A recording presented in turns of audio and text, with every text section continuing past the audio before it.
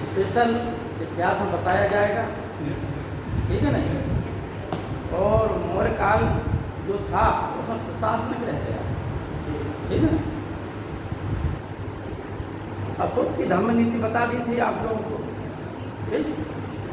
एक चीज़ और बता दें कि अशोक के जो स्तंभ लेख मिले हैं, ठीक है ना, उसमें से जो बृहद स्तंभ लेख है और कुछ लघु स्तंभ लेख हैं। तो सारनाथ सांची के लघु स्तंभ लेख में सिंह जो लघु स्तंभ लेख है उसके ऊपर जो आकृति बनी है वह आकृति सिंह की बनी, ठीक है ना। किसकी बनी? सिंह की। इस प्रकार से मान के चलिए ये बना है, इसके ऊपर फिर ऐसा बना है, फिर ऊपर मानो कुछ बना दिया, कमला मनसा कुछ बना दिया, इसके ऊपर बैठा हुआ है सिंह, ठीक है ना। इस प्रकार की आकृति बनी। अच्छा, जो शेर बने होते हैं आपने देखा होगा, बता चुके हम कि शेर जो है किस चीज का प्रतीक है? शेर जो है शक्ति का प्रतीक है, ठीक है ना। और जो सारनाथ का जो प्रतीक है उसमें सत्यमेव जयते लिखा है। सत्यमेव जयते जो है मुंडकोपनिषद में लिखा है। इसमें 24 तीलियां हैं।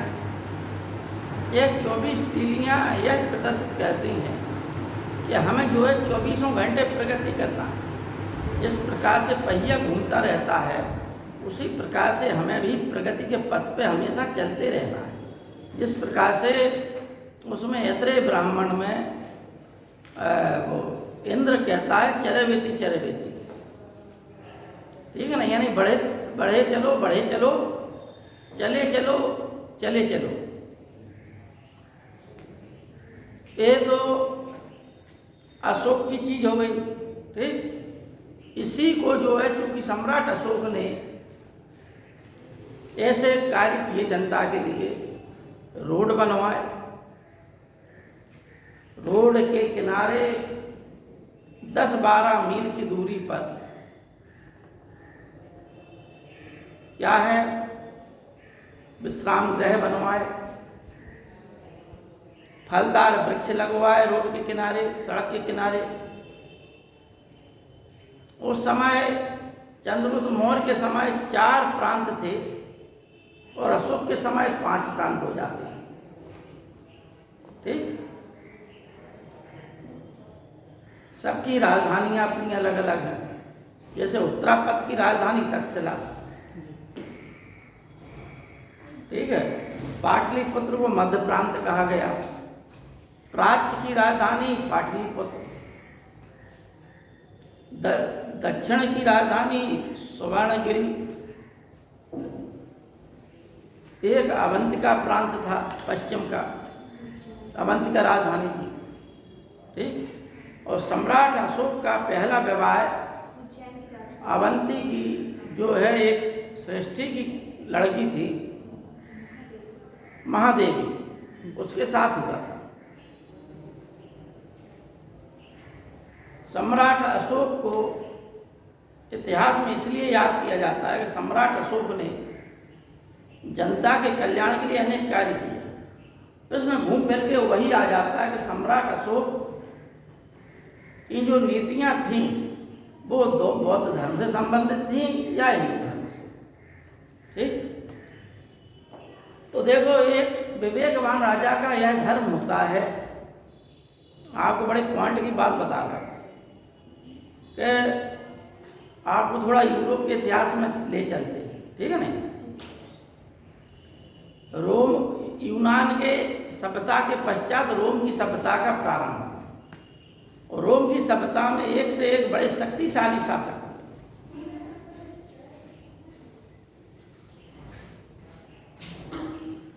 ईसवीं शताब्दी के आसपास, बेटा मोबाइल चल रहा है कि नहीं? जी सर। है नहीं बंद हो जाए। 20वीं शताब्दी के आसपास क्योंकि रोम में हम बता चुके कि बाहर के देशों पर कब्जा करते थे, वहाँ की जनता को पकड़ कर उनसे काम कराते थे, मारते थे, जो पहलवान टाइप के होते थे उनको आपस में लड़वाते थे, ठीक है नहीं, ये काम होता था। अब धीमे धीमे करके देखो, जहाँ भी आपको पॉइंट की बात बता दें कि जहाँ बड़े लोग होंगे वो विलासी हो जाते हैं, परिश्रमी नहीं रहते, और जो संघर्ष करता है तो वो परिश्रमी होता है, बिना संघर्ष के परिश्रम नहीं कर सकता। ठीक, पेपर वाले ना उम्मीद हो जाएं, उम्मीद की जरूरत नहीं है। आज जो है टेस्ट नहीं होगा, ठीक है नहीं है ना, टेस्ट नहीं हो रहा, नहीं तो हम भाषण काय के लिए देते है नहीं। तो हम बहुत अच्छी पॉइंट की बात बता रहे हैं कि यूरोप के इतिहास में, रोम के इतिहास में एक बहुत अच्छी बात हुई। वो बात थी क्या कि रोम के जो वास्तविक नागरिक थे वो धनाढ्य हो गए। धनाढ्य हो गए तो विलासी हो गए, क्योंकि काम करने के लिए नौकर चाकर दास दासियां गुलाम इतने थे कि उन्हें कुछ काम करने की जरूरत ही नहीं थी, ठीक है नहीं। दूसरे देशों का व्यापार के माध्यम से बहुत धन आता था और रोम का बहुत सारा धन भारत को भी आता था व्यापार के माध्यम से। अब उसी बीच चूंकि गुलामों की संख्या ज़्यादा हो गई, आपको एक चीज़ ध्यान देना आप लोग, जहाँ भी जो भी सभ्यता है जब अपनी ऊंचाई पर पहुंच जाती है, अपने उत्कर्ष से पहुंच जाती है, तो होता क्या है, आपके पास जितनी सुख सुविधाएं होंगी, जितना ऐश्वर्यपूर्ण जीवन होगा, उतनी आपकी संतानें कम होंगी, ठीक। जनसंख्या कम होगी आपकी तो अन्य जनसंख्या वाले कब्जा कर लेंगे। भारत में सर कोई सुख सुविधा नहीं। अब हुआ क्या कि रोम के जो मूल निवासी थे उनकी जनसंख्या कम, और ये जो दास दासियां थे उनकी जनसंख्या बढ़ती चली गई। इनका शोषण हो रहा था बहुत बड़े पैमाने, लेकिन शोषण करने वाले कम ही होते हैं, जो शोषित होते हैं हर इतिहास में देखिए उनकी जनसंख्या ज़्यादा होती है। इन्हीं के बीच में एक व्यक्ति पैदा हुआ जिसका नाम था ईसा मसीह। इन्हीं के बीच में उसने लोगों को उपदेश दिया, नैतिकता का दिया, सदाचार का दिया, कुछ चमत्कार भी दिखाए। गरीब लोग उनके चूंकि जो है कि मेहनत मजदूरी करते कूड़े घर रहे थे, तो गरीब लोग जल्दी जो है भावनाओं में बातों में बह जाते हैं। ईसा मसीह की बातों इतनी अच्छी लगी, वो चमत्कार भी किए उन्होंने, दिव्य पुरुष थे, तो बहुत सारी जनता, मरीजों को ठीक कर दिया, कोढ़ी को ठीक कर दिया, मरे को जिंदा कर दिया, पानी से पूड़ियाँ सेंक दी, रोटियाँ सेंक दी। इस प्रकार के अनेक कर्तव्य उन्होंने दिखाए लोगों के सामने, ठीक। जनता का विश्वास अगाध हो गया। अब रोम के जो राजा थे उनके मन में ये बात आई कि ऐसे तो जो है ये हमारे धर्म का नाश ही कर देगा। अतः उन्होंने कहा कि ये तुम कर रहे हो ये सब बंद करो, तुम जो है हमारे देवी देवताओं की बुराई कर रहे हो और अपने सिद्धांतों को प्रचारित कर रहे हो, ये बंद करो, और नहीं तो इस निंदा के आरोप में आपको फांसी पर चढ़ा दिया जाएगा। तो ईसा मसीह बोले कि तो ठीक है, हम काय के लिए, हम क्योंकि कोई गलत काम कर नहीं रहे, तो उन्हें पकड़ के फांसी पर चढ़ा दिया। उस समय वहाँ पर मृत्युदंड की सजा ये थी कि लकड़ी की एक वो बनती थी सलीब, और उस पर व्यक्ति को कीलों से ठोक दिया जाता था बड़े रेगिस्तान तरफ को, जहाँ पर निर्जन हो क्षेत्र, वहाँ पर उस व्यक्ति के ऊपर क्या है कीलें ठोक दी जाती शरीर में, ये निकल भी ना पाए, रस्सी से भी नहीं, कीलों से ठोक दिया जाता था। ईसा मसीह के साथ उनके 2 शिष्यों के साथ 3 सलीब कर दी गई। जब वो कीलें ठोक रहे थे तब ईसा मसीह ने ये कहा था कि हे ईश्वर, इन्हें माफ़ करना कि ये नहीं जानते क्या कर रहे हैं, ठीक। उनके मन में किसी के प्रति ना क्रोधता ना घृणा थी, ठीक, ना उन्हें मरने का गम था। ईसा मसीह जब उनकी सांस रुक गई, ऐसा कहा जाता है कि वो मर गए, और फिर उनके चेलों ने उनके शरीर को सलीब से उतारा और एक गुफा में रख दिया, क्योंकि रात का समय हो गया था। बोले सुबह इनका अंतिम संस्कार किया जाएगा। ईसा मसीह सुबह आए तो ईसा मसीह का शरीर गायब हो गया। देखा खोल के गुफा में, दरवाज़ा खोला गुफा का, सुबह आए तो शरीर उनका गायब था, ठीक। और 2-3 दिन बाद वो फिर तमाम गडरियों को मिले, तमाम लोगों को मिले ईसा मसीह। इस प्रकार से धीमे धीमे करके जनता के मन में ये भाव पैदा हो गया, क्योंकि उन्होंने अपने आप को ईश्वर का पुत्र कहा और ईश्वर को अपना पिता कहा। तो जनता के मन में वो भाव फैल गया, और धीमे धीमे करके जितने बंदी थे, दास थे, गुलाम थे, वह सब ईसाई हो गए, मतलब ईसा मसीह के सिद्धांतों का पालन करने वाले हो गए। अब यह लोग जब ज़्यादा जनसंख्या हो गई तो यह विरोध करने लगे। विरोध करने के कारण राजा को ये लगा, आने वाले राजाओं को, पहले तो राजाओं ने मारा पीटा, इन लोगों को सताया, गले कटवा दिए, लेकिन अब विरोध जितना तुम दबाओगे उतना बढ़ता गया, ठीक। राजा को लगा कि ये तो बड़ा गड़बड़ हो रहा।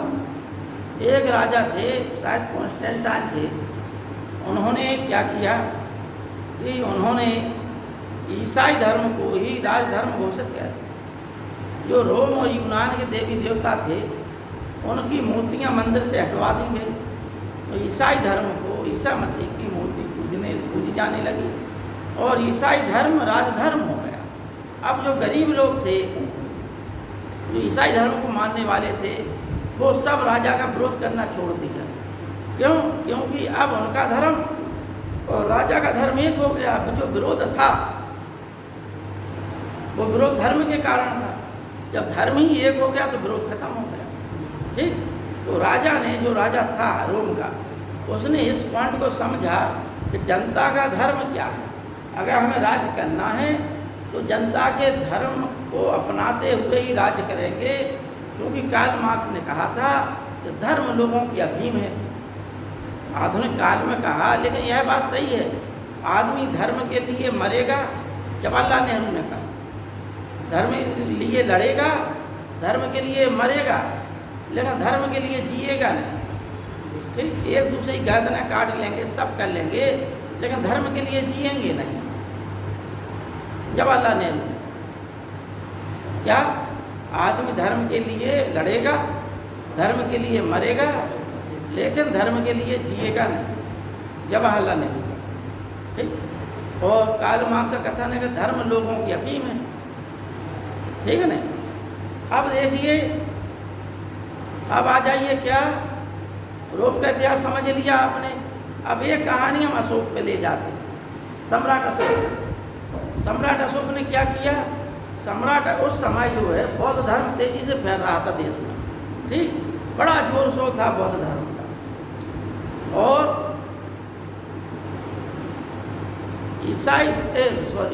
हिंदू धर्म भी जनता के बीच था। जब बहुसंख्यक जनता हिंदू थी, लेकिन बौद्ध धर्म में प्रसारित होने वाला धर्म था, यानी तेजी से फैलने वाला धर्म था, ठीक। अब अशोक ने क्या किया, अशोक ने वो सिद्धांत अपनाए कि जिससे दोनों वर्ग संतुष्ट हो जाएं। और जब आप उसके शिलालेख पढ़ेंगे तो आपको यह याद हो जाएगा कि अशोक कौन सी बातें कह रहा है जो बौद्ध धर्म में भी नहीं।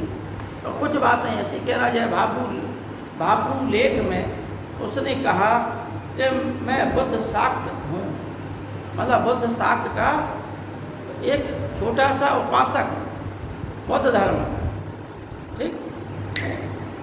इधर सांची और सारनाथ के लेख में वह आदेश देता है लघु स्तंभ लेखों में कि यदि जो भी व्यक्ति संघ भेद करेगा उसे मृत्युदंड दिया जाएगा, उसे कठोर दंड दिया जाएगा। बौद्ध धर्म के बारे में क्या, ठीक। अब हमें ध्यान देना है, क्या अशोक वास्तव में बौद्ध था? राजतरंगिनी लिखती है कि अशोक जो है शैव धर्म का अनुयायी था। ठीक, उसने कश्मीर में एक शिव मंदिर का निर्माण कराया था। श्रीनगर भी अशोक ही ने बसाया था। जो आधुनिक श्रीनगर है जम्मू कश्मीर में, उसका निर्माता कौन है? अशोक। ठीक, वो जम्मू कश्मीर एक कनिष्कपुर है, उसका निर्माता कनिष्क है। ठीक,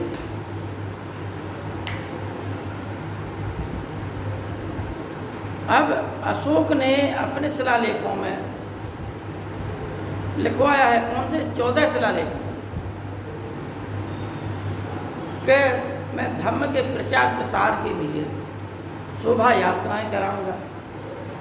ठीक, प्रदर्शन कराऊंगा, शोभा यात्राएं निकलवाऊंगा। एक धम्म महामात्र की नियुक्ति की उसने, किसने? अशोक ने। ठीक, रज्जुक नामक अधिकारियों की नियुक्ति की, जिनका काम था क्या?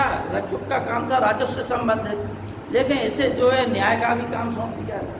धर्म महामात्र का काम था लोगों के नैतिक चरित्र को देखना। वही काम फिर बाद में इस्लाम धर्म में औरंगजेब के समय और भी किसी कोई जो कट्टर शासक थे उनके समय वही काम मुहतसिब कहता था। ठीक, जो अशोक के समय धर्म महाध्यक्ष कहते थे वही काम मुहतसिब कहता था। तो आप एक तो कंपेरिजन करें, क्या कंपेरिजन करना कि अशोक ने हिंदू धर्म की चीज़ें भी ली, तो उसमें वह जो है लोगों को शिक्षा देता है कि आप अगर सत्कर्म करोगे तो स्वर्ग की प्राप्ति होगी, हमें अच्छे कर्म करना चाहिए। तो स्वर्ग की अवधारणा किसमें? हिंदू धर्म में। ये शोभा यात्राएं निकालना किसमें? हिंदू धर्म में। ठीक, और वह अपने 12वें वर्ष बोध गया, 20वें वर्ष वह जो है लुम्बिनी गया। तो बौद्ध धर्म का को भी देखा उसने और हिंदू धर्म को भी देखा। ठीक, हालांकि कुछ हिंदू जो ब्राह्मण थे उन्होंने कुछ उद्दंडता दिखाई, राजद्रोह का काम किया, तो उनके खिलाफ अशोक ने कठोर कार्रवाई की। इसलिए पुराणों में कहीं कहीं अशोक का हिंदू धर्म का विरोधी बता दिया गया। ठीक, उसी प्रकार से आपको तथ्य की बात बता दें कि पुष्यमित्र शुंग को ठीक उसी प्रकार बौद्ध धर्म का विरोधी बता दिया गया। ठीक, अब क्या थी? ये ऐसी चीज़ें हैं जिन पर जो है कभी चर्चा नहीं होती। अब फ्री क्लास है तो हम तुम लोग कंपेरेटिव बता देते, तमाम ऐसे तथ्य हैं। ठीक है ना, जिन पर चर्चा कम होती है, भाई टॉपिक से जुड़े रहते हैं। आज हम वो ये चीज़ें हैं कि जो आपस में जुड़ी रहती हैं, जब बता नहीं पाते। अब शुंग से समझिए, पुष्यमित्र शुंग यानी मौर्य वंश का अंतिम शासक कौन था? बृहद्रथ। ठीक, कौन था? बृहद्रथ। बृहद्रथ जब सेना का निरीक्षण कर रहा था उस समय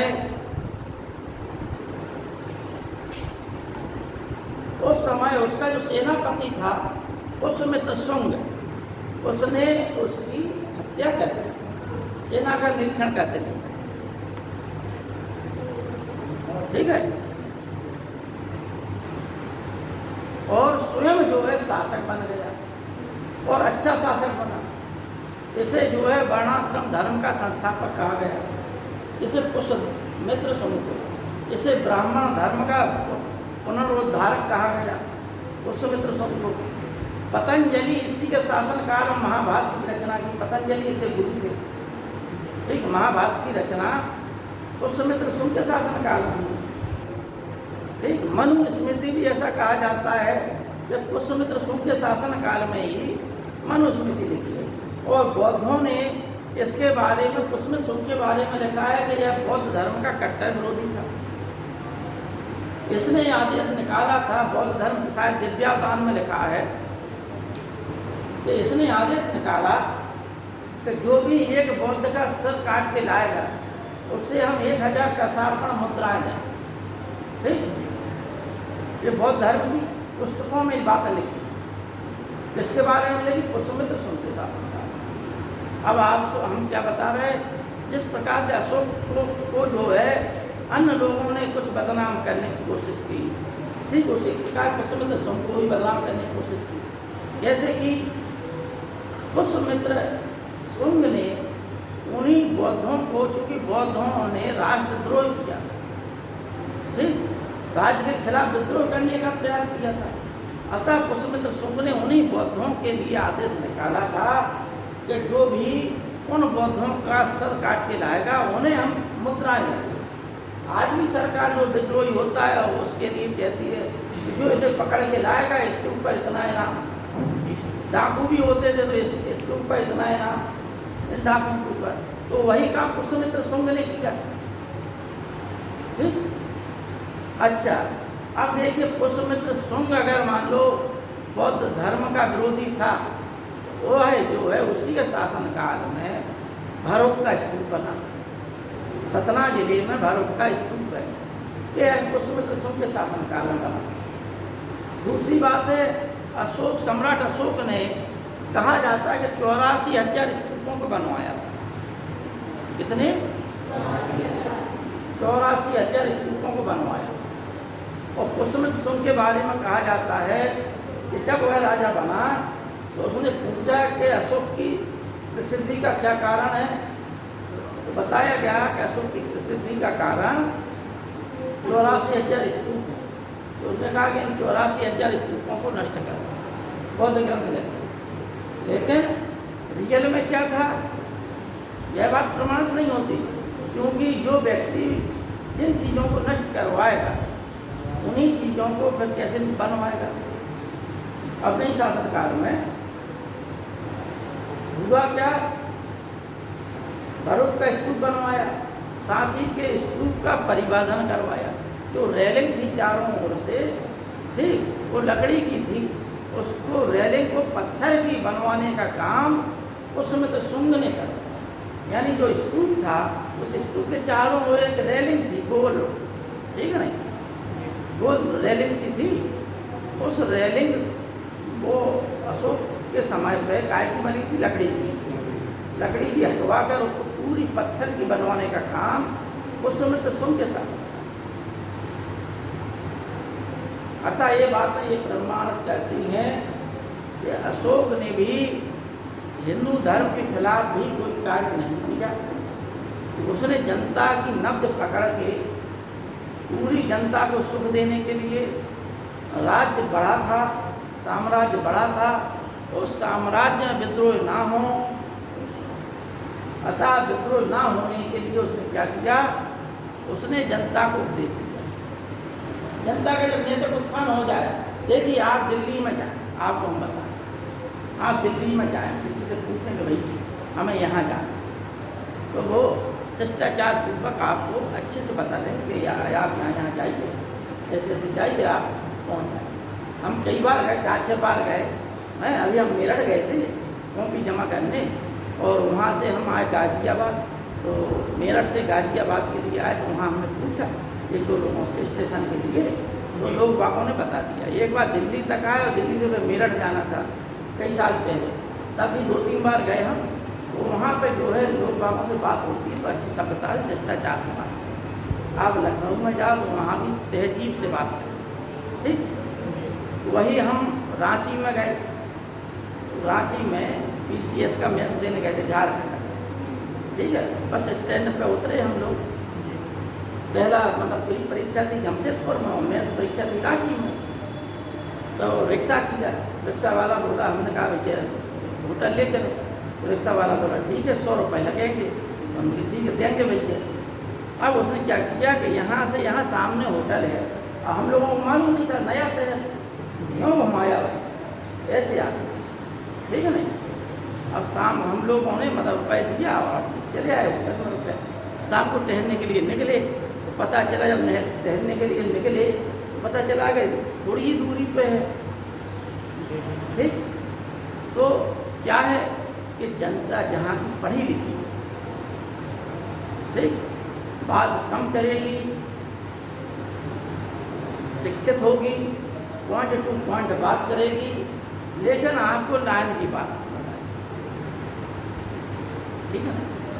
तो जहाँ शिक्षित होता है वहाँ का समाज ऐसा होता है,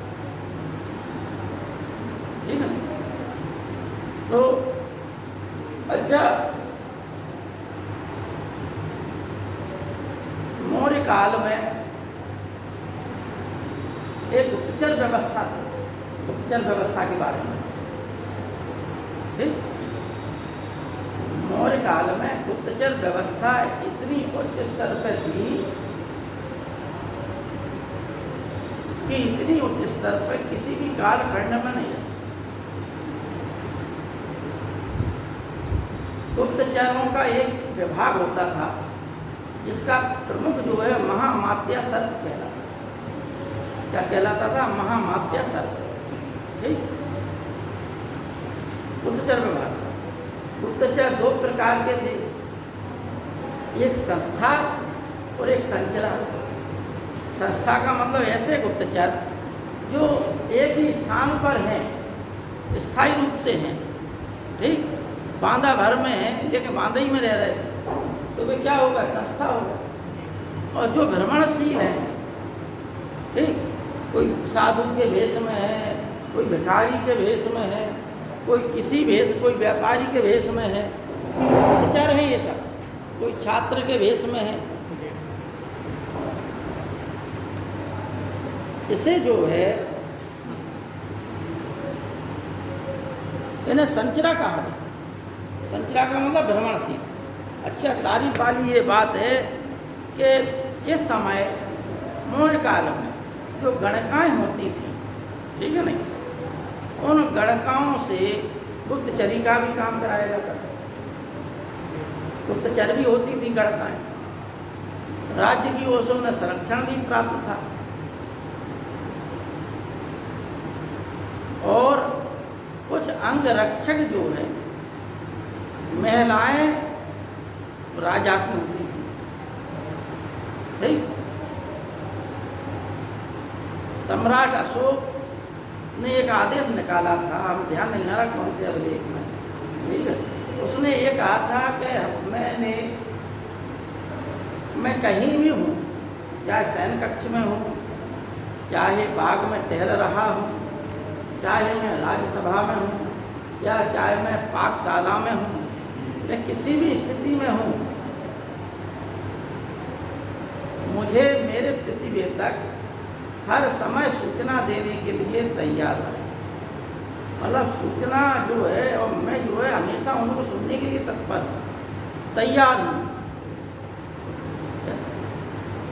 चंद्रगुप्त मौर्य के बारे में विदेशी इतिहासकार लिखते हैं, चंद्रगुप्त मौर्य राजकीय कार्यकाज में इतना रहता था मग्न, तो उसके पास समय नहीं होता था इतना कि दिन में आराम करें।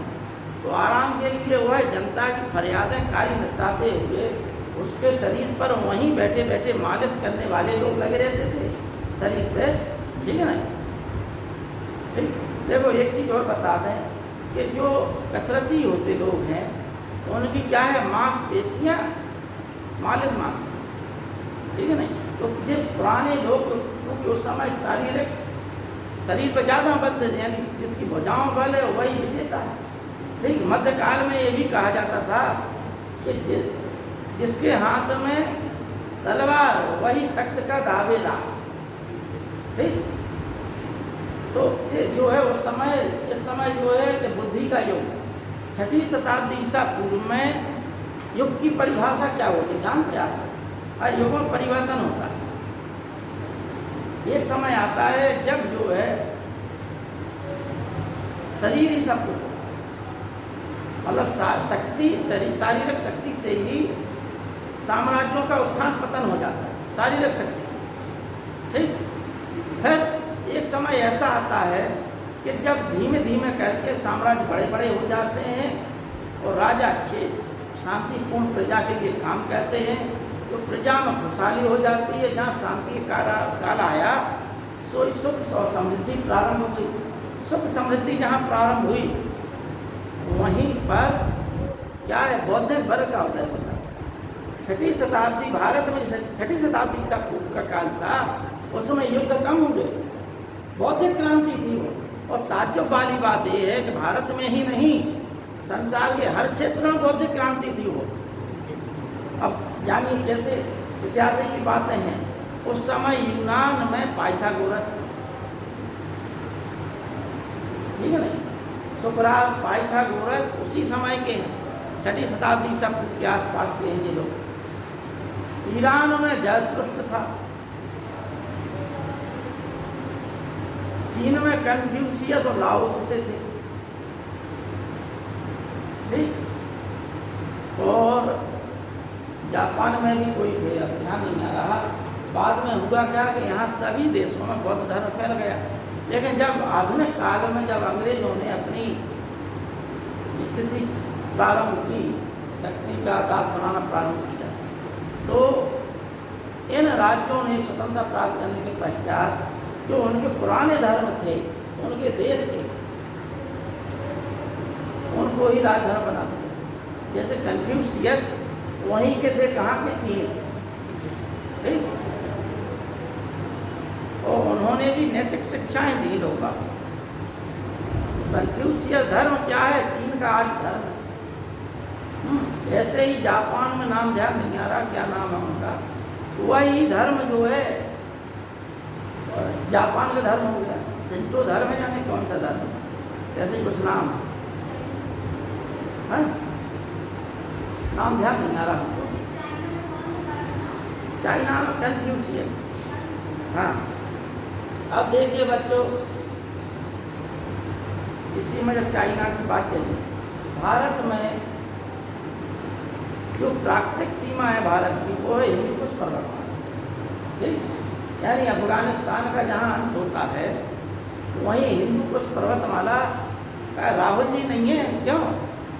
राहुल जी घर पे नहीं, यहाँ पे, इसलिए पेपर नहीं बना था।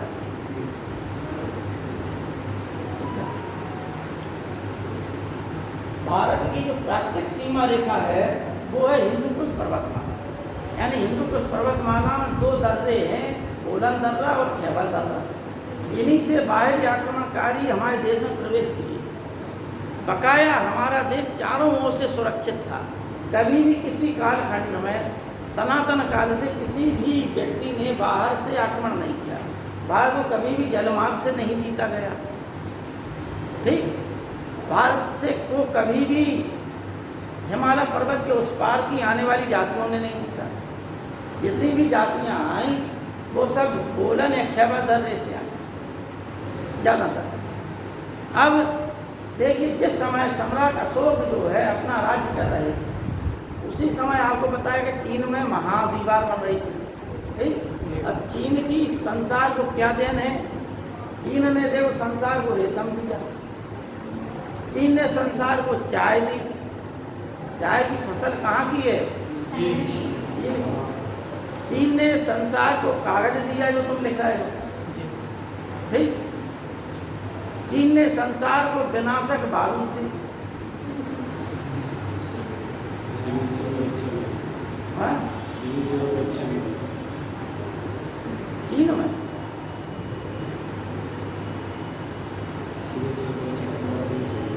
चीन से हुई।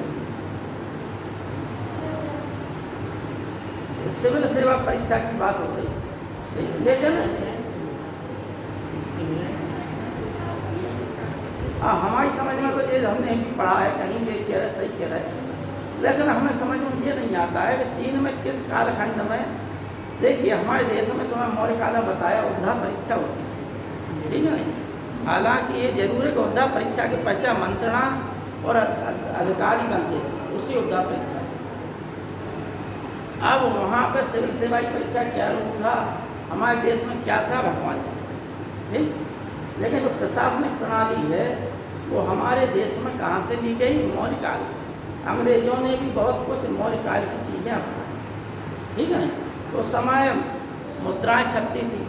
लक्षणाध्यक्ष जो है, मुद्रा एक मुद्राध्यक्ष, एक रूपदासक था, एक लक्षणाध्यक्ष था। ये 2 अधिकारी थे। एक जो है लक्षणाध्यक्ष छपवाता था, बनवाता था, और रूपदर्शक उसकी जांच करता था। ठीक है नहीं। एक प्रतिष्ठा था, प्रतिष्ठा जो है प्रादेशिक एक मतलब कंटक शोधन और एक और दो न्यायालय थे, ठीक है नहीं। एक फौजदारी न्यायालय होता है, एक दीवानी न्यायालय होता है। तो ये दोनों न्यायालय मौर्य काल में थे उस समय। और सबसे छोटी प्रशासनिक इकाई ग्राम था। जो केंद्र है, केंद्र अनेकों प्रांतों में बटा हुआ था। प्रांत का जो प्रमुख होता था वो कुमार होता था, यानी राज परिवार का प्रमुख ही प्रांतपति बनता था, ठीक है नहीं। उसके पश्चात जिले को आहार या विषय कहा जाता था। जिले को क्या कहा जाता था? आहार या विषय। विषय के नीचे क्या है? द्रोणों में के नीचे खारवटिक, खारवटिक के नीचे संग्रहण, संग्रहण के नीचे गोप, संग्रहण का अधिकारी गोप होता था। उस संग्रहण के नीचे क्या होता था? गांव। ये जो है इस प्रकार से प्रशासन बना, ठीक है नहीं। गोप के संबंध में आया है। गोप जो है गांव और संग्रहण के बीच कई अधिकारी था। पीसीएस में कहीं कहीं आया है और किताबों में कहीं कहीं ये लिखा है कि संग्रहण का जो प्रमुख अधिकारी था वो था क्या? गोप, ठीक। अच्छा, एक एग्रोनोमाई और एक एस्ट्रोनोमाई, दो अधिकारी। कौन कौन मौर्य काल में? ये बहुत आता है सिविल सर्विसेज की परीक्षा में।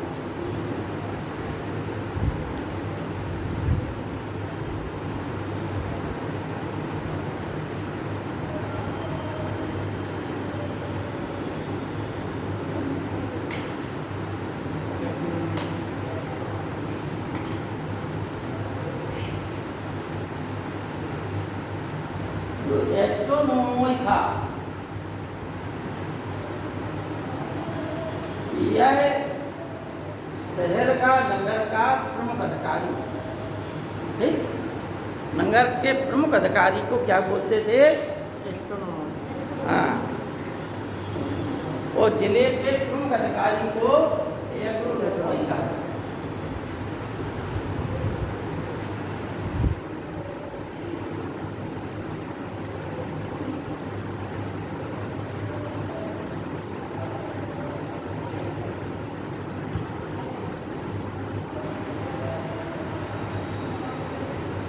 नगर प्रशासन की जानकारी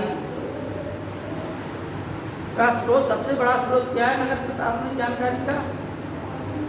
नगर प्रशासनिक जानकारी का स्रोत मेगास्थनीज की इंडिका है।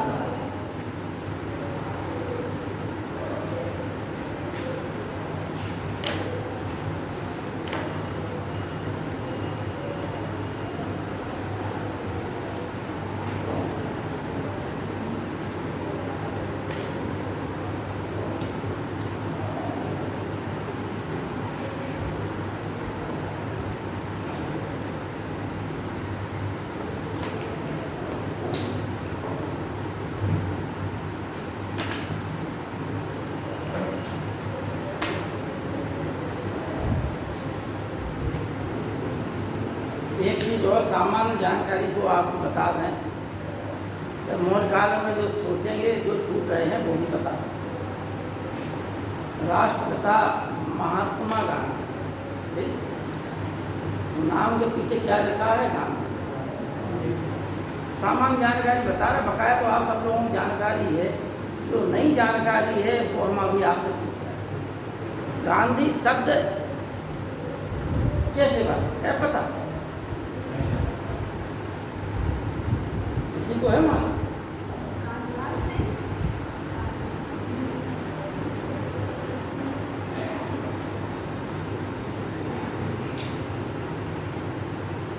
गांधी शब्द जो है, हमने आपको बताया कि भारत देश में जिस वर्ग ने जो धंधा अपना लिया उस धंधे की एक जाति बनी, ठीक है नहीं। जैसे वो चमड़े पर काम करते थे वो चर्मकार हो गए, जो लकड़ी पर काम करते थे वो बढ़ई हो गए, जिसने लोहे पे काम किया वह लोहेकार हो गए, हैं, जिसने मछली का काम किया वो मछुआरे हो गए, जातियाँ हो गई। ठीक। अब उसी प्रकार से भारत देश में कुछ लोग इत्र का व्यापार करते थे। ठीक। जो इत्र का व्यापार करते थे उनको गांधिक कहा जाता था। क्या कहा जाता था? गांधिक। गंध का काम करते थे। ठीक है ना? समझ में आई बात? काय का काम करते थे? गंध का।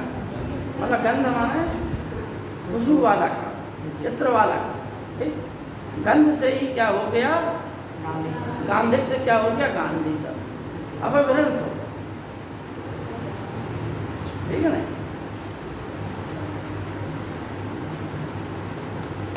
जो अन्न होता है उसको तो नहीं बेचते सर। हाँ जो अन्न होता है उसको तो नहीं बेचते थे ना, तो किताब में ही पढ़ा है, अपने हवाई फायर नहीं कर रहे हम, है नहीं? जो किताब में पढ़ा है हमने वही बताया। ठीक है। तो मौर्य काल से जितने महत्वपूर्ण प्रश्न हैं वो हमने लगभग तुम लोगों को बताए हैं। सिर्फ कुछ जैसे मान लो अशोक कहता है अपने प्रथम शिलालेख में पशु हिंसा की वो जो है रोक लगाने की बात करता है। ठीक।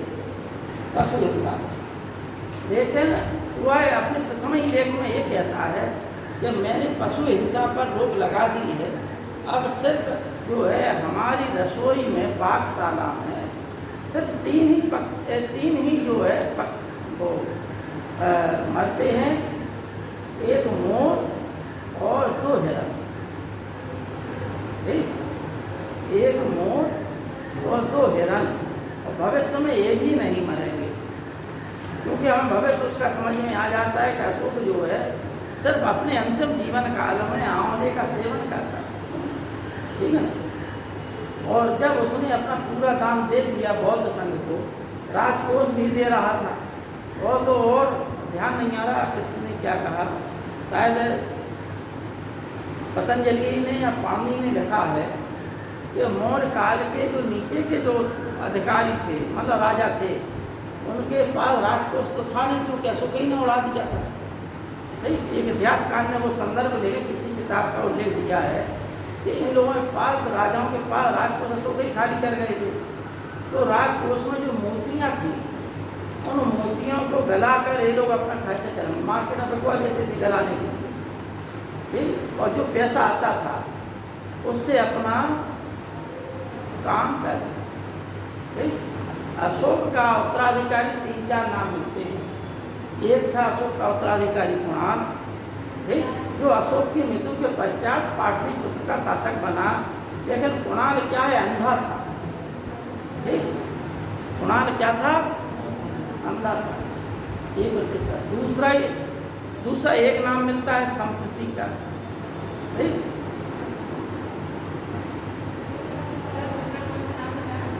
किसका?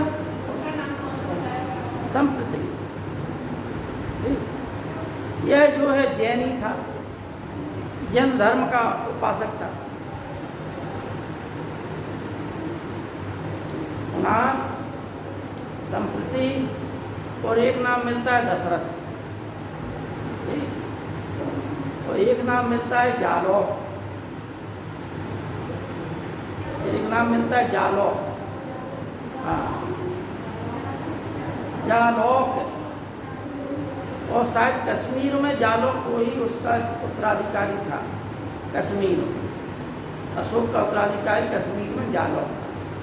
तो ऐसा भी लगता है कि अशोक ने मृत्यु अपने मतलब मानने के पहले अपना साम्राज्य का बंटवारा कर दिया था। जब साम्राज्य का बंटवारा हो गया तो शक्ति जो है क्षीण हो जाएगी। ठीक। अशोक के साम्राज्य के पतन में कुछ इतिहास रोमला थापन ने यह कहा कि अशोक की अहिंसावादी नीति के कारण अशोक का साम्राज्य का पतन हुआ। हरिप्रसाद शास्त्री ने कहा है कि अशोक की ब्राह्मण विरोधी नीति के कारण मौर्य साम्राज्य का अंत हुआ। किसने कहा? हरिप्रसाद शास्त्री। ये परीक्षा में आ चुका है हरिप्रसाद शास्त्री। पंडित महोपाध्याय हर प्रसाद शास्त्री,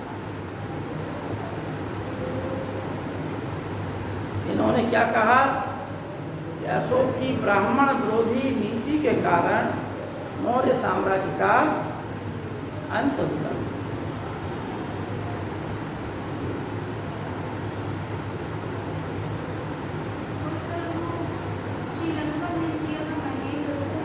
अशोक ने श्रीलंका में अपने पुत्र महेंद्र को और पुत्री संघमित्रा को भेजा था। ठीक, सोन और उत्तरा को शायद स्वर्ण भूमि भेजा था। सोन उत्तरा का भी नाम आता है, इनको स्वर्ण भूमि तरफ, यानी आज का शायद स्वर्ण भूमि इंडोनेशिया को कहा गया प्राचीन समय। और भेजे तो बेटा बहुत जगह थे, ठीक है ना, नेपाल में नहीं भेजा, लेकिन देखो महेश मंडल में, कर्नाटक में, महाराष्ट्र में, अपरांतक में, हिमाचल प्रदेश में, इन क्षेत्रों में भेजा। नेपाल का नाम नहीं आता। श्रीलंका में भेजा था। सबसे ज़्यादा बौद्ध धर्म का प्रचार प्रसार इसी के शासनकाल में हुआ है, अशोक के साथ अशोक ने ये लिखा अपने द्वितीय स्तंभ लेख में कि उसने उसके जो पड़ोसी राज्य थे, ठीक, ये भी पीसीएस की परीक्षा में आता है, कौन कौन, चोल, पांड, सतीय पुत्र, केरल पुत्र को चेर कहते हैं। केरल पुत्र और ताम्रपर्णी यानी श्रीलंका, ये जो है दक्षिण भारत में थे 5 पड़ोसी थे। अच्छा, और कुछ थे विदेशी पड़ोसी थे। कौन कौन थे वो? सीरिया के, सीरीन के, और मिस्र के, एक देश और है वो समझ में नहीं आ रहा, मक का है, ठीक है ना, ये मकदूनिया का है ये शासक। हाँ, तो ये 4 शासकों के यहाँ भी उसने अपने जो है प्रचार प्रसारक भेजे थे। अच्छा, दूसरी बात ये है कि अशोक ऐसा सम्राट था जिसने पशुओं के लिए और मनुष्यों के लिए चिकित्सालय बनवाया, मुफ्त इलाज की व्यवस्था की। ठीक, वही काम फिरोजशाह तुगलक ने किया और वही काम जहांगीर ने किया, मुफ्त चिकित्सा सुविधा। लेकिन पहला शासक कौन था? अशोक था। इसने क्या किया, काम किया था?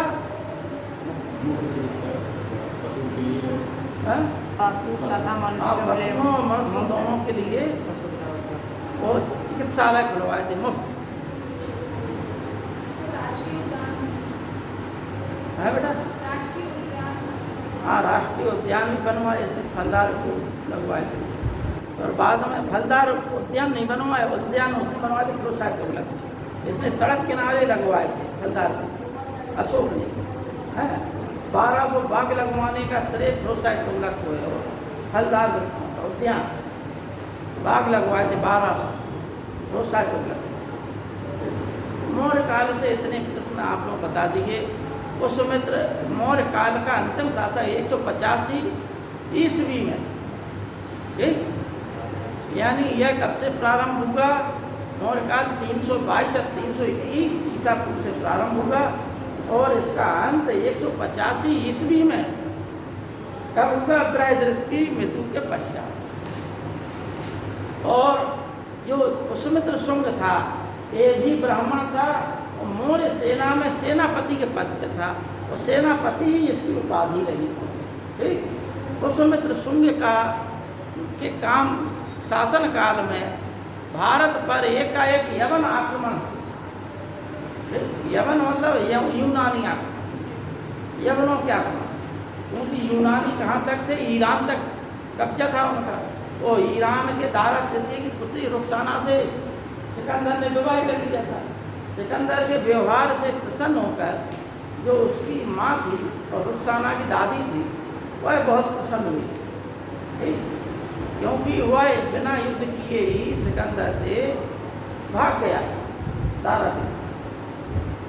लेकिन इसने जब राजमहल में पहुंचा तो इसने सिकंदर ने उसके दारत तिथि के परिवार के साथ मानवीय व्यवहार किया। ऐसा नहीं कि जैसे विजेता है तो विजेता क्या कहते हैं, लूट खसूट का काम करते हैं। हालांकि एक काम जरूर किया इसके सैनिकों ने कि ईरानी राजमहल में आग लगा दी, ठीक, जिससे जो मतलब बहुत बड़ा महल था, बहुत सुंदर महल था, उसमें आग लग गई, ठीक।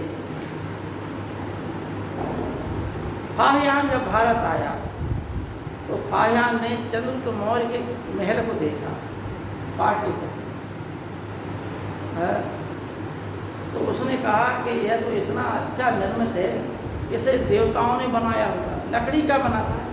अच्छा, उस समय के मेगस्थनीज ने को लिखा देखा जब पाटलिपुत्र के चंद्रगुप्त मौर्य के किले को, तो उसने कहा कि यह जो है पाटलिपुत्र का महल चंद्रगुप्त मौर्य वाला, यह सूसा और एक बतना के महलों से भी बड़ा महल है। उन भव्यता और शान शौकत में यह सूसा और एक बतना के राजमहलों की अपेक्षा बहुत श्रेष्ठ है। इसने कहा था मेगस्थनी ने, इससे तुलना की थी सूसा के महल से और एक बतना के महल, ये कथन आते हैं।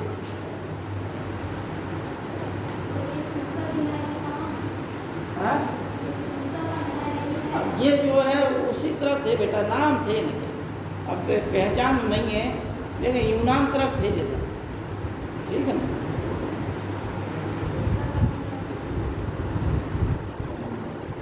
अब आप लोगों की अगर कोई परेशानी हो, कोई डिफिकल्टी हो, अब हमने एक चीज़ छोड़ दी थी, क्या, 4 बौद्ध संगीतियाँ। अगर कोई विद्यार्थी है उसे याद हो तो बता दे, है किसी को याद? हाँ,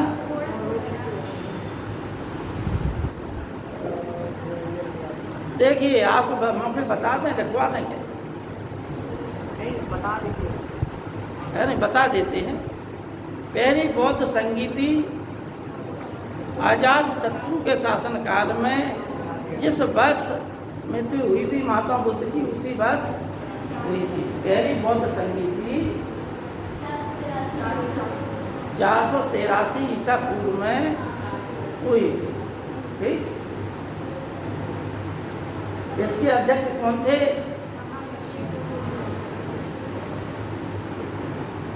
बिल्कुल सही बताया।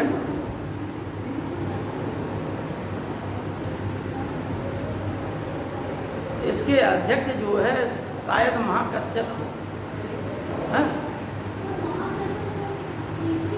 अब ध्यान आ जाने तो हम कर देंगे, समीकरण बैठा देंगे, ठीक है नहीं। देखिए राजाओं के नाम में आ जाइए,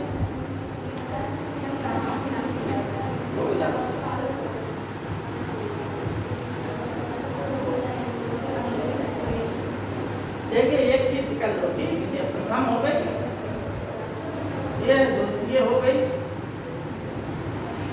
ये तृतीय हो गई और ये चतुर्थ हो गई, ठीक है नहीं। प्रथम बौद्ध संगीति इसके शासन काल में हुई,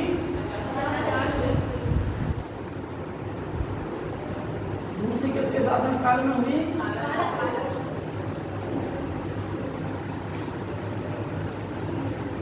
तृतीय, चौथी,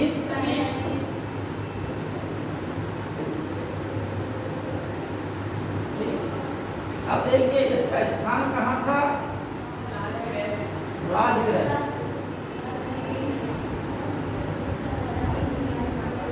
इसका स्थान कहाँ था?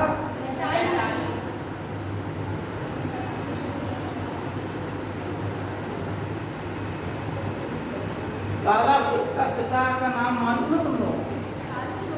हाँ, शिशुनाग नाम था, ठीक। और शिशुनाग ने पाटलिपुत्र के स्थान पर अपनी राजधानी कहाँ बना दी थी? वैशाली। कालाशोक ने ही उसको परिवर्तित करके पुनः पाटलिपुत्र बना दिया। इसलिए जब बौद्ध संगीति हुई तो ये वैशाली में हुई, ठीक है ना। इसी ने क्या है, पाटलिपुत्र पुनः राजधानी लाया था वैशाली। अशोक के समय कहाँ हुई?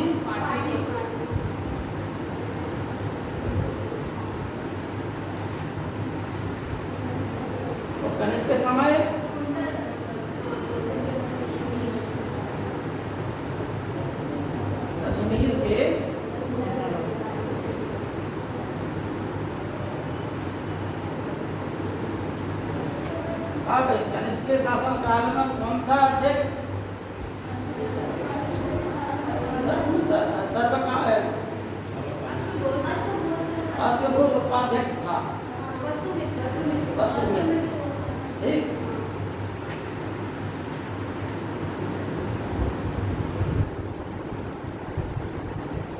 अशोक के समय मोगली पुत्र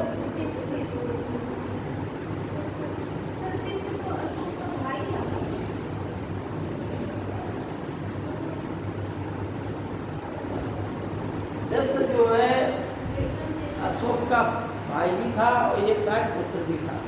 अशोक के अभिलेखों में उसके सिर्फ एक पुत्र का नाम मिलता है तीवर का। जी ठीक। अच्छा, एक हम बताना भूल गए, इलाहाबाद में जो कौशाम्बी में अभिलेख था, बाद में इसे जो है अकबर के शासनकाल में कहाँ लाया गया? प्रयाग। ठीक। प्रयाग में जो किला है संगम पे, वहाँ लाया गया। उस इलाहाबाद का किला बादशाह अकबर ने बनवाया था। इसमें 4 लोगों के अभिलेख लेख मिलते हैं। किन किन के मिलते हैं? 4 लोग। अशोक का लेख, हाँ, दूसरा लेख समुद्रगुप्त का प्रयाग प्रशस्ति, तीसरा लेख जहांगीर का और चौथा लेख बीरबल का। ठीक। चौथा लेख बीरबल का। और सर इसी में उनकी पत्नी का भी नाम है ना, वो कारुबा की। इसी में है, कारूबाकी का नहीं। यहाँ तो सामने वाले में है सर। हाँ हाँ हाँ हाँ, कारूबाकी और उनके पुत्र तीवर का उल्लेख। जी ठीक है ना। कालाशोक के समय कौन थे? सर्वकामी थे। क्यों? कालाशोक के समय कौन था?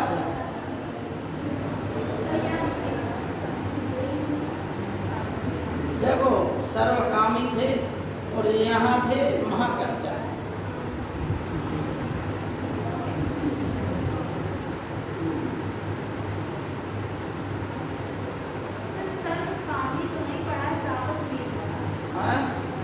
सुब्बू कामी होगा कहीं, है नहीं?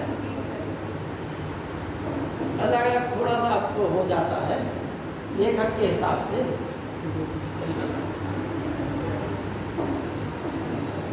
अब भाई स्थान हो गए, शासक हो गए और अध्यक्ष हो गए। ठीक। अब हमें ये समझना है कि इनमें क्या होगा, क्या कार्य होगा। इस समय कार्य क्या होगा? विनय पिटक और सूत्र पिटक का संग्रह। विनय पिटक में क्या लिखे? विनय पिटक में बौद्ध धर्म के नियम लिखे। विनय का मतलब नियम। परीक्षा में पूछा जाता है, IAS की परीक्षा में, असिस्टेंट प्रोफेसर परीक्षा में। ठीक। विनय पिटक, सूत्र पिटक, अभिधम्म पिटक। एक ही आपको बता दें, त्रिपिटक है। बौद्ध धर्म के त्रिरत्न है, जानते हैं क्या है? हाँ?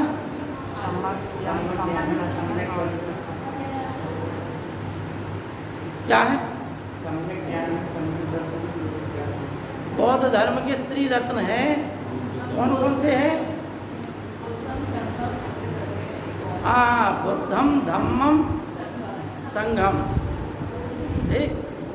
बुद्ध धम्म और संघ है, ये है त्रिरत्न। और वो जैन धर्म के त्रिरत्न है, सम्यक दर्शन ज्ञान चरित्राणी मोक्ष मार्ग। ठीक है नहीं? अब हम बात कर रहे थे पिटक, त्रिपिटक।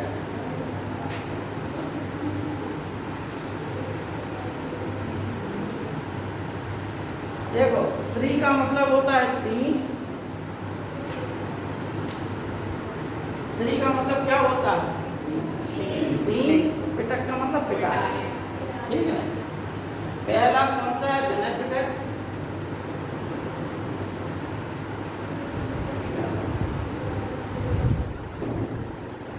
दूसरा सूत्र पिटक। तीसरा अभिधम्म पिटक।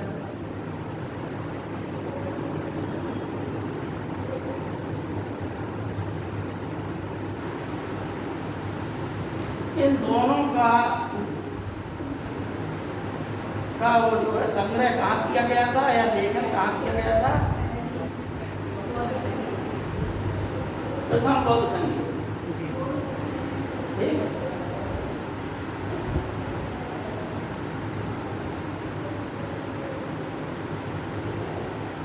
शुद्ध पिटक का लेखक जो है आनंद को माना जाता है और विनय पिटक का लेखक उपाली को माना जाता है। ठीक? शुद्ध पिटक का लेखक आनंद को, विनय पिटक का लेखक उपाली को माना जाता है। अच्छा, विनय पिटक में क्या है? संघ के नियम दिए गए। शुद्ध पिटक में संघ के सिद्धांत दिए गए और अभिधम्म पिटक में संघ के धार्मिक उपदेश दिए। अभिधम्म पिटक, ठीक? अभिधम्म पिटक का संग्रह कब होगा? सम्राट अशोक के शासनकाल में, द्वितीय बौद्ध संगीत। ठीक?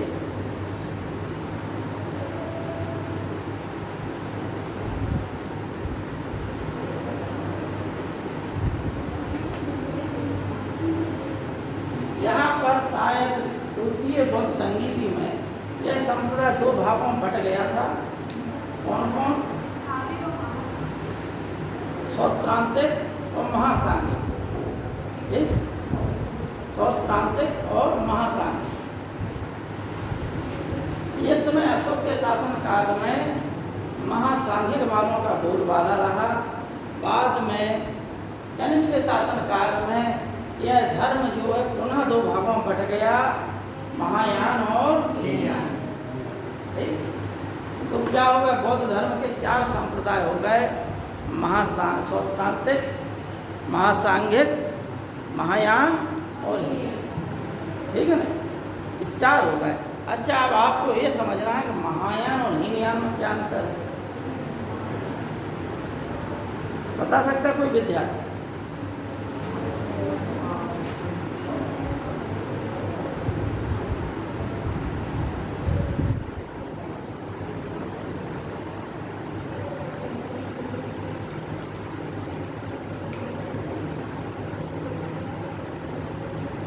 नाम से ही मालूम चला, महायान का मतलब महान यान, हीनयान का मतलब निकृष्ट मार्ग, महायान का मतलब है महान मार्ग, महान सिद्धांत, महान पंथ, और हीनयान का मतलब है निकृष्ट।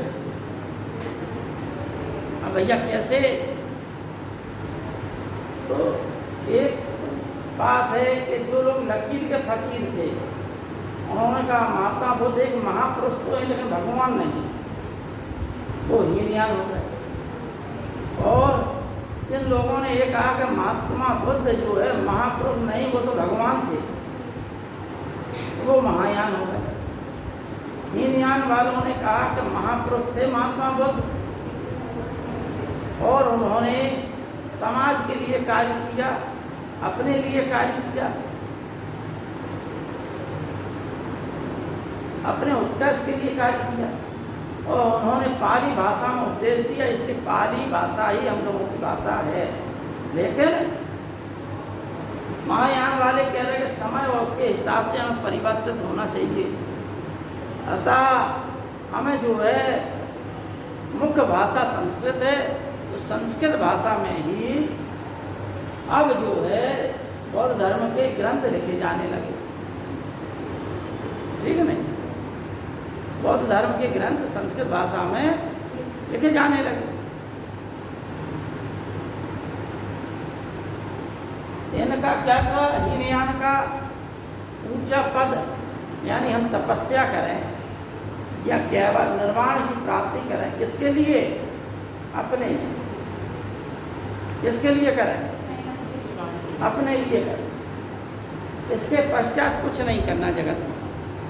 महायान वालों का है, क्योंकि इनका हीनयान वालों का अर्हत है पद, निर्वाण प्राप्त कर लिया, अर्हत पद को प्राप्त करें। और महायान वालों का ये कहना था कि अगर हम निर्वाण प्राप्ति के पश्चात फिर हमारा कर्तव्य और ज़्यादा बढ़ जाता है। भाई महात्मा बुद्ध ने कहा था कि मैं तो जागा, लेकिन मेरा जागना तब सार्थक है जब मैं संसार को जगा दूँ, है नहीं? जब तक संसार सोया हुआ है तब तक मेरे जागने से फायदा क्या? कबीर दास जी भी कह रहे, राजस्थान PCS का मेंस परीक्षा दे रहे थे, पहला था हमारा अटेम्प्ट, 3 मेंस दिए हमने, उसमें लिखने को आया, एक वो कविता लिख दी उनने कि सुखिया सब संसार है, खावत है और सोच, दुखिया दास कबीर है, जागत है और रो। इस पे लिखना था, ठीक। सुखिया सब संसार है, यानी संसार सभी सुखी है, संसार में सब सुखी है। क्यों है सुखी? क्योंकि खाते हैं और सो जाते हैं। दुखिया दास कबीर है, कबीर दास दुखिया है। क्यों है दुखिया? क्योंकि वो जागता है और होता है। जाग यहाँ पे आज समझ गया, यहाँ सोने का मतलब सोने ही से नहीं है। सोने का मतलब है कि आप जागे हुए भी सो रहे हैं, आप ध्यान कुछ भी नहीं कर रहे, सामने क्या घटना है घट रही है, आपको कोई मतलब ही नहीं, इसलिए तुम सोए हुए हो। समाज में क्या उथल पुथल मची है, समाज की क्या समस्याएं हैं, उनके प्रति जो संवेदनशील लोग होते हैं वे समाज कल्याण के लिए दिन रात प्रयास करने के लिए अपना जीवन समर्पित कर देते हैं। लेकिन जो सोए हुए होते हैं उन्हें अपने ही से मतलब नहीं है, खाते हैं और सो जाते हैं। तो जो जागरूक लोग हैं वो इसी चक्कर में मतलब अपनी उन्हें चिंता नहीं, संसार की चिंता लिए बैठे, ठीक है। ठीक उसी प्रकार से महायान में जो बोधिसत्व होते हैं, ठीक, कौन होते हैं? बोधिसत्व। देखो भगवत गीता में जिस प्रकार से कहा गया स्थित प्रज्ञ, एक शब्द आया स्थित प्रज्ञ, ठीक उसी प्रकार से बौद्ध धर्म में वही अवधारणा ली गई, किसकी? बोधिसत्व। ठीक, स्थित प्रज्ञ क्या करता है? सुख दुख समय कित्वा लाभा लाभ हो जाया जाओ, यानी सुख दुख लाभ हानि जय पराजय में की स्थिति में भी जिसकी बुद्धि समान है, समत्व है, वो क्या है? स्थित प्रज्ञ। लाभ हो या हानि, आपकी जय हो या आपकी पराजय हो, है नहीं? भाई भगवान राम के बारे में कहा जाता है, रामायण में लिखा है कि प्रसन्नता मया गताभिषेका तथा न ममले वनवास दुविधा मुखाम भजश्री रघुनंदन में, यानी जब भगवान राम का वनवास होने वाला था उस समय उनके चेहरे पर किसी प्रकार की प्रसन्नता के भाव नहीं, और जब भगवान राम का वनवास होने वाला था, जब राज तिलक होने वाला था तब वो प्रसन्न नहीं थे, और जब वनवास होने वाला था तब वो दुखी नहीं थे, किसी प्रकार के चेहरे पर भाव ही नहीं थे। ऐसे जो है रघुनंदन थे। ठीक उसी प्रकार से यही अवधारणा किसकी बताई गई? यही अवधारणा बोधिसत्व की है, यही अवधारणा स्थित प्रज्ञ की है। बोधिसत्व क्या कहते हैं? बोधिसत्वों का काम है कि जब वो जाग गए, जागृत हो गए, निर्वाण प्राप्त कर लिया, तो जनता के जो पापी लोग हैं, जो अज्ञानी लोग हैं, उनके पाप अपने ऊपर ले लेते, उनके दुख अपने ऊपर ले लेते हैं, ठीक, और उन्हें सुख पहुंचाने का काम। बोधिसत्व की अवधारणा ये है कि समाज को सुखी बनाओ। एक क्वेश्चन है, आपने ये राजाओं के वंश के बारे में बताया, चाहे आपने उसके चाणक्य के बारे में बताया, चाहे अशोक के बारे में चर्चा करती, इनकी शिक्षा प्रणाली के बारे में आपने बताया, मतलब ये कहाँ से एजुकेटेड होते थे, कैसे शिक्षित होते थे, मतलब क्या शिक्षा नीति होती थी उस समय की? अब वो टॉपिक नहीं आया है। नहीं, मैंने देखा कि अशोक भी नहीं बढ़ गया, चंद्रगुप्त भी बढ़ गया। शिक्षा नीति है क्या टॉपिक? मतलब कहीं मैंने देखा भी नहीं है ना, और जैसे छोटी छोटी बुकें मैंने पढ़ी, ज़्यादा मैंने बुकें नहीं पढ़ी, लेकिन उसमें शिक्षा नीति मैंने नहीं देखी, किसी भी वंश की नहीं देखी है। कहाँ से लोग जैसे बीरबल हो गए, पता नहीं चला कहाँ से पढ़े थे वो। देखो इसका जो है परीक्षा में आता है, तुम्हें हम बताएं, हमारे पास एक टॉपिक पे नोट्स रखे, ठीक है नहीं? भारत प्राचीन समय में विज्ञान एवं प्रौद्योगिकी, ठीक, ये इकट्ठा तुम्हें नहीं मिलेगा कहीं, किसी भी किताब खोल के देख लो, है नहीं? लेकिन विज्ञान एवं प्रौद्योगिकी का विकास कैसे होगा, उसका एक जगह संग्रह करके हर कालखंड में क्या क्या विज्ञान प्रगति हुई। जैसे मौर्य काल में पत्थर के बने, तो पत्थर की चीज़ें बनाई, उसको पॉलिश करने की टेक्नोलॉजी थी। गुप्त काल में वही टेक्नोलॉजी लोहे में आ गई। अब आपकी शिक्षा नीति है, तो शिक्षा नीति देखो वैदिक काल से प्रारंभ होता है, ठीक, वैदिक आप आए नहीं, अभी आए हो। वैदिक काल में हमने बताया था कि ब्राह्मण, क्षत्रिय, वैश्य और शूद्र 4 वर्ण थे। 4 वर्णों में अब समय नहीं है बेटा, सब चीज़ें बता रही, ठीक है नहीं। अब क्योंकि लंबा क्वेश्चन हो जाएगा और हर कालखंड में बताना होगा कि भाई इनका देखो शिक्षा के लिए उपनयन संस्कार होता था, कितनी उम्र में होता था। फिर तीनों लोग जनेऊ धारण करते थे, जनेऊ अलग अलग चीज़ों के बने होते थे तीनों के। फिर लकुड़ धारण करते थे, वो भी लकुड़ अलग अलग लकड़ियों के मिलते थे सबको, ब्राह्मण को अलग, क्षत्रिय को अलग और उनको अलग। जब उपनयन संस्कार होता था तो तीनों के लिए अलग अलग छंदों का गायन किया जाता था। ब्राह्मण के लिए गायत्री, क्षत्रियों के लिए वो क्या नाम के 2-3 छंद हैं, वो छंद हैं या थोड़े ऐसे कुछ हैं, ध्यान नहीं आ रहा है हमको। तो उन छंदों का उपयोग किया जाता था। भाई सिविल सर्विसेज की परीक्षा में आ चुके ये प्रश्न, ध्यान नहीं आ रहा हमें। अब इसके पश्चात जो 16 संस्कार हैं, उन 16 संस्कारों, उपनयन संस्कार के पश्चात, उपनयन संस्कार के पश्चात हो जाता है क्या, व्यक्ति ध्वज। तो उसका मतलब जिसका दूसरी बार जन्म हो, ठीक है नहीं। इसके पश्चात ध्वज होने के पश्चात वह जो है गुरुकुल में जाता था, गुरुकुल में शिक्षा दीक्षा लेता था। जब 25 साल की उम्र हो जाती थी, अब वहाँ पे जो प्राचीन शिक्षा पद्धतियाँ थीं, यानी सौभाग्य की एक बात ये है कि व्यक्ति को वो शिक्षा दी जाती थी जिससे उसका उत्कर्ष हो सके, वह जीवन अपना सार्थक बना सके, ठीक है ना। उसमें तंत्र, मंत्र और ये झाड़ फूँक ये सब शिक्षा दी जाती थी विद्यार्थियों को। धनुर्विद्या, अस्त्र शस्त्र की विद्या, यानी सभी शिक्षाएँ समाज थी, चिकित्सा सिद्धांत शिक्षा भी थी। इसके पश्चात समावर्तन संस्कार के पश्चात विद्यार्थी अपने घर लौटता था।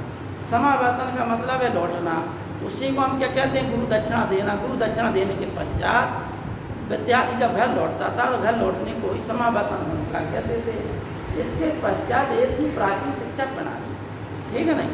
धीमे धीमे मौर्य काल, प्राचीन वैदिक काल का पतन हो गया, बौद्ध काल आया। बौद्ध काल मठों में होने लगी, फिर मंदिरों में शिक्षाएं होने लगी। मठ और मंदिर शिक्षा के केंद्र बन गए, गुरुकुल खत्म हो गए, अब मंदिर शिक्षा के केंद्र बन गए, ठीक है नहीं। और उस समय तक्षशिला प्राचीन विश्वविद्यालय था प्राचीन समय में। अब तक्षशिला क्या था ये हम कई बार बता चुके। तक्षशिला वास्तव में एक यूनिवर्सिटी नहीं थी, तक्षशिला में अलग अलग केंद्र थे और अलग अलग विद्या के केंद्र थे, ठीक है नहीं। इसके पश्चात जब हमारा जो है राजपूत काल आया तो यहाँ पर बौद्ध धर्म के और हिंदू धर्म के अनेक अनेक शिक्षा के केंद्र थे।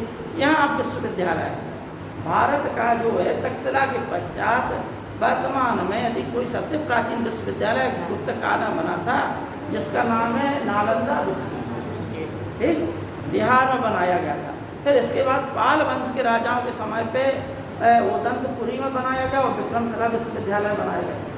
यहाँ पर नालंदा विश्वविद्यालय में सिर्फ 10,000 विद्यार्थियों को ही अनुमति थी एक बार में, और फिर उनका जो है विद्यार्थियों शायद 4 गेट थे। आप यहाँ से आओगे तो यहाँ एक गुरुजी बैठे, वहाँ से आओगे तो एक गुरुजी वहाँ बैठे, यहाँ से आओगे तो एक गुरुजी यहाँ बैठे, यहाँ बैठे। जब वो गुरुजी तुम्हें समझ लेते थे कि तुम योग हो, पढ़ने लायक हो, तभी तुम्हें अंदर एंट्री होती थी।